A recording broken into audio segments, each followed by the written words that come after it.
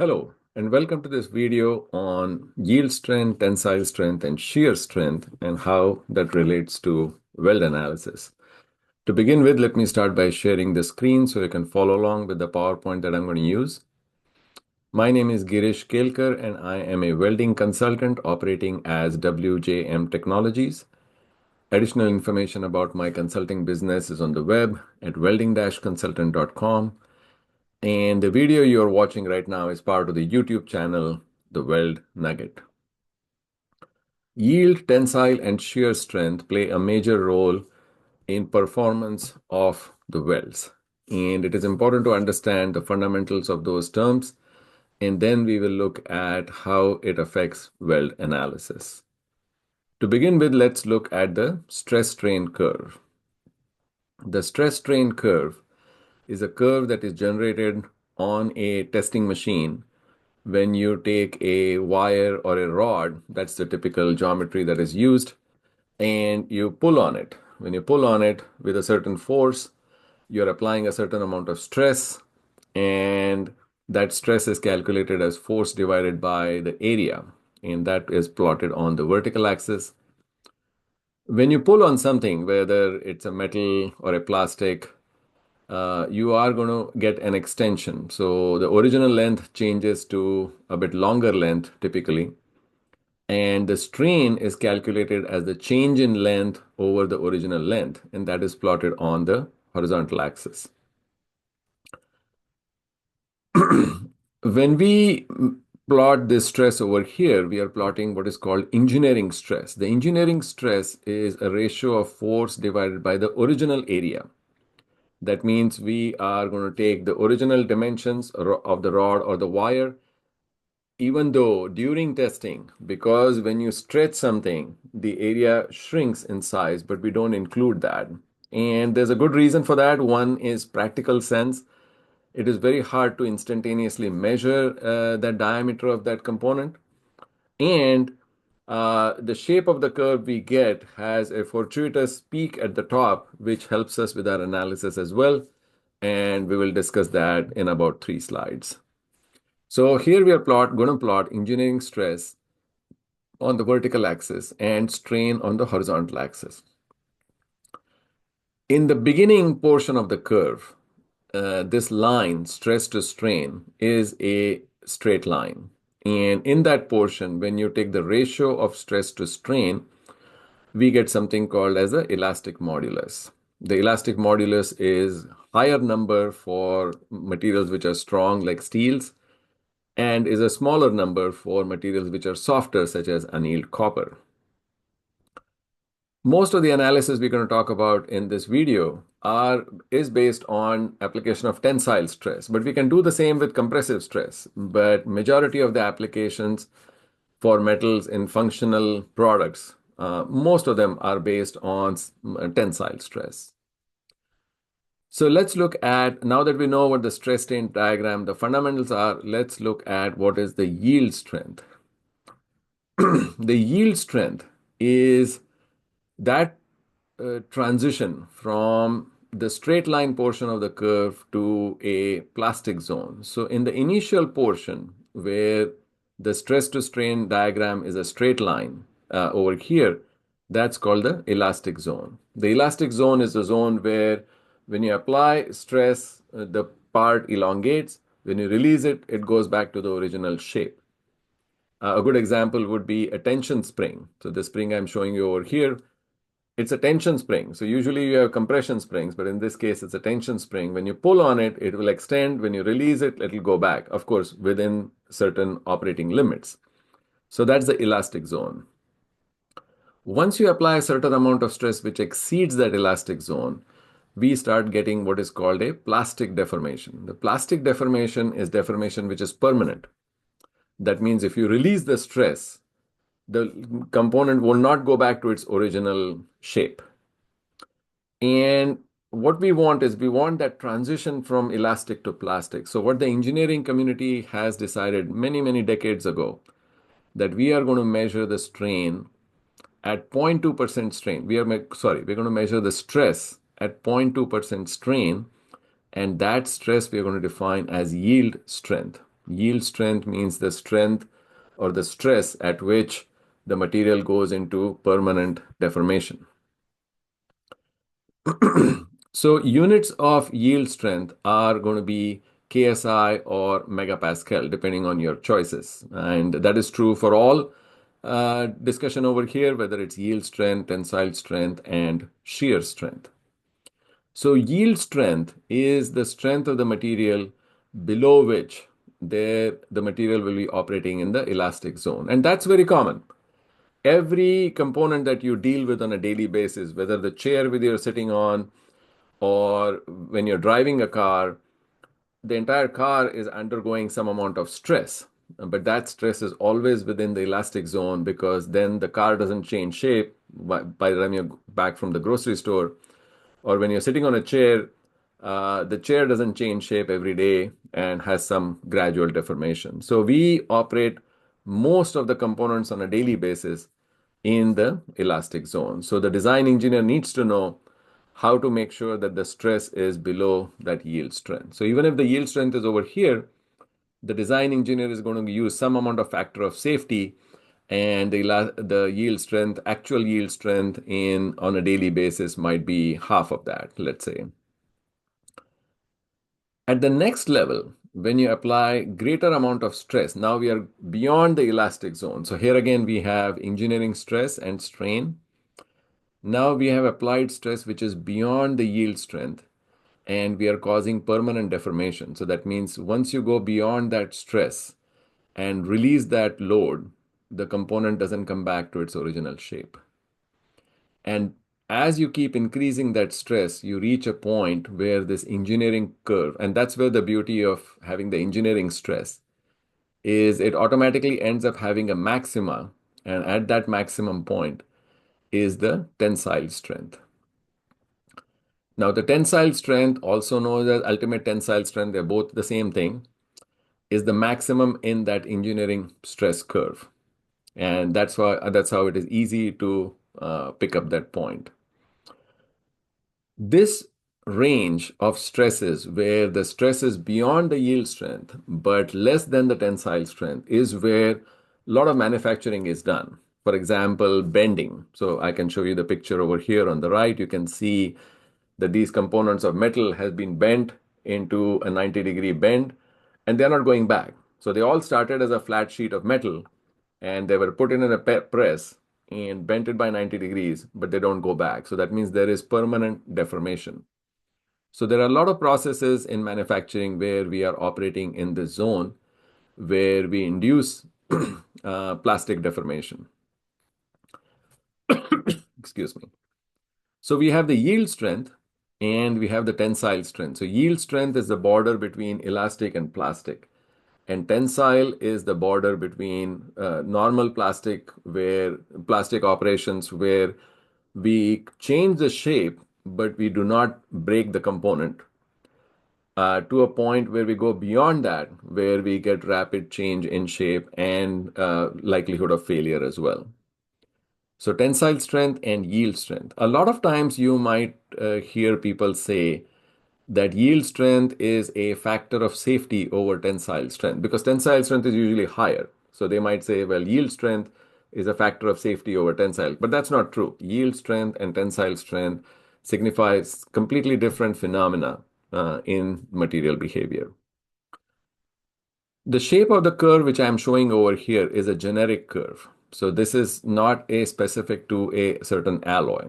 So different alloys, depending on their heat treatment or their mechanical behavior or properties, the curve might be different. So steels will have a different looking curve, soft copper will have different looking curve, and tool steels might have different looking curve, and so on. So this is a generic curve, but the fundamental components are always there. We still have that border between elastic and plastic, which defines the yield strength, and the maximum stress the material can take, maximum engineering stress, which is the tensile strength. Now let's see what happens when you go beyond that tensile strength limit. So let's say you are you have a rod, let's say in this case it's an aluminum rod, and you are pulling on it and it's getting longer and longer. So you start over here You introduce some amount of stress, then you go into the yield zone, then you go into this zone over here where the rod is changing in length. It's reducing in diameter and changing in length. But it's a uniform change in this zone over here.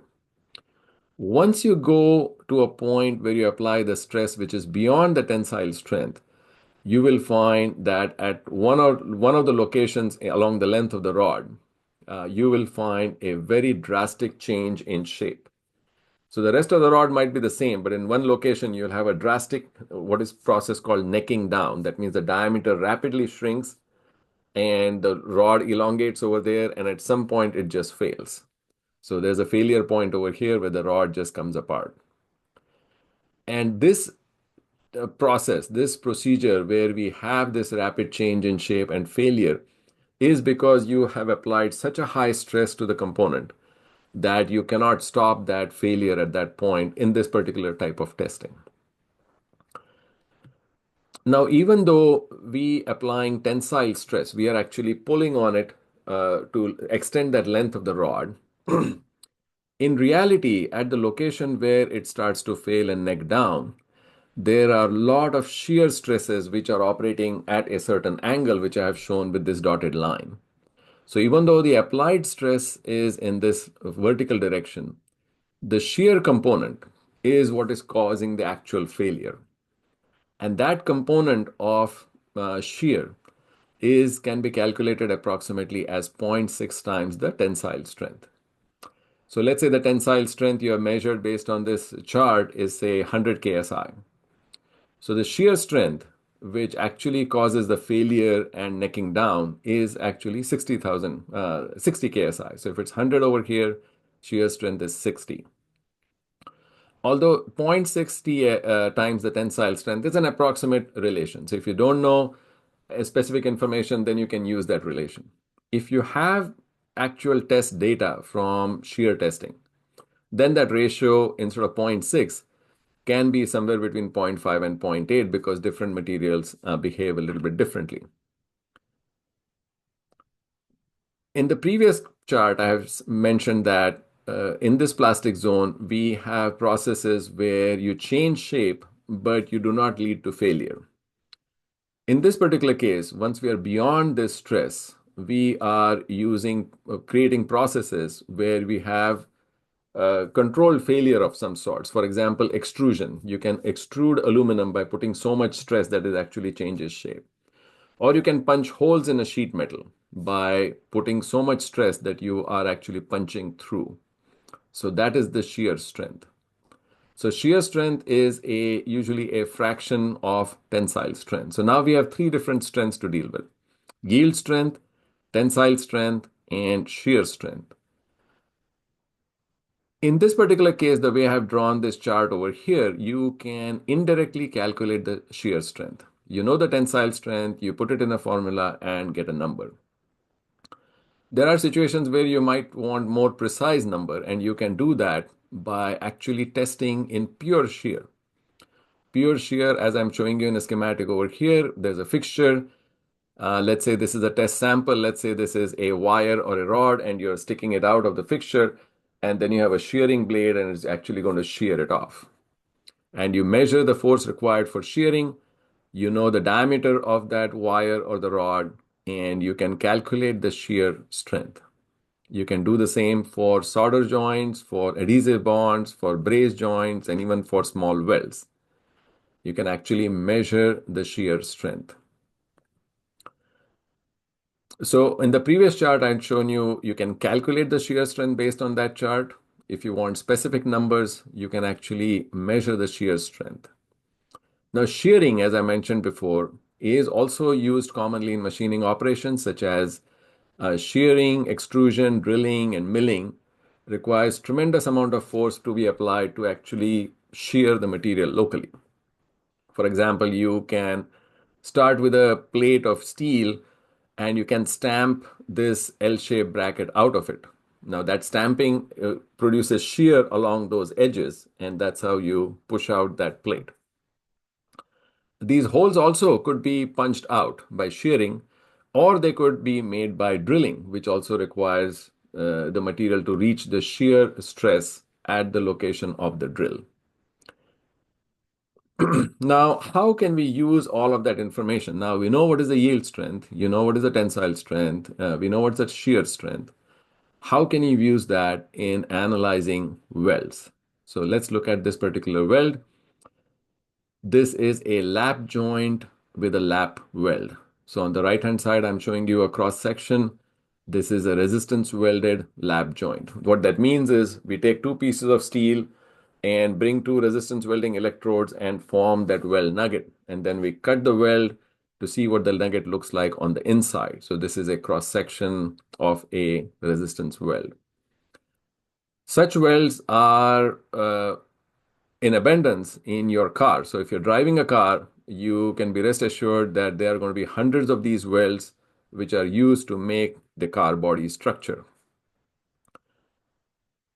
Now, if you want to measure the performance of such a weld, then you have to make some coupons. So you can take the two pieces of steel, make a weld, and then pull on the individual pieces. So I'm showing you that in schematic over here. You can take those pieces, stick them in a machine, and pull on them. So as I've shown over here by these arrows.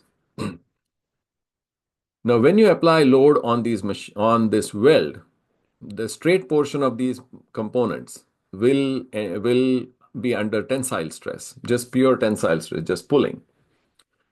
Whereas the weld itself is in shear because the two parts are trying to move away from each other, and you're literally trying to shear off the weld. So this is very similar to this situation over here where you're literally pushing that weld off. So you're applying shear stress at this weld location. So during function, that means during normal operating conditions of that component. For example, let's say you're driving a car and you are trying to go somewhere and come back.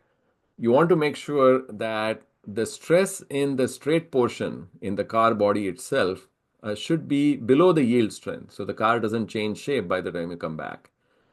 And you want to make sure that the stress on the welds is below the shear strength. So you don't want the welds to fail just because you make a small trip to the grocery store. So under normal functional circumstances, the stress should be much below the yield strength. And the shear stress on these welds also should be much below the actual shear strength of this material.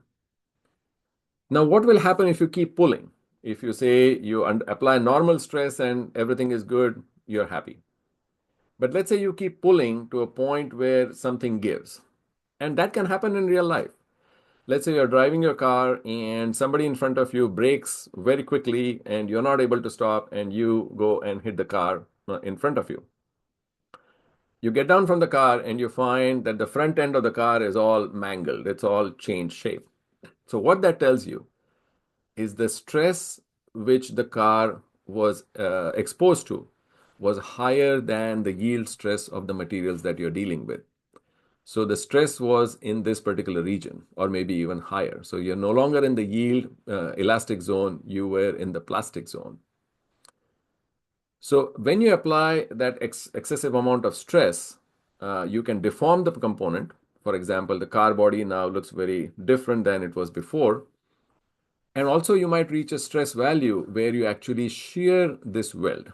So the weld also might pop open or multiple welds might pop open. Or both could happen. You could initially have yielding followed by shearing of this weld. Now, why is that important to know? It is important to know because modern cars are designed for something called a crumple zone. Crumple zone means the front end of the car will take all that energy from that impact and protect you, the person sitting inside the cabin.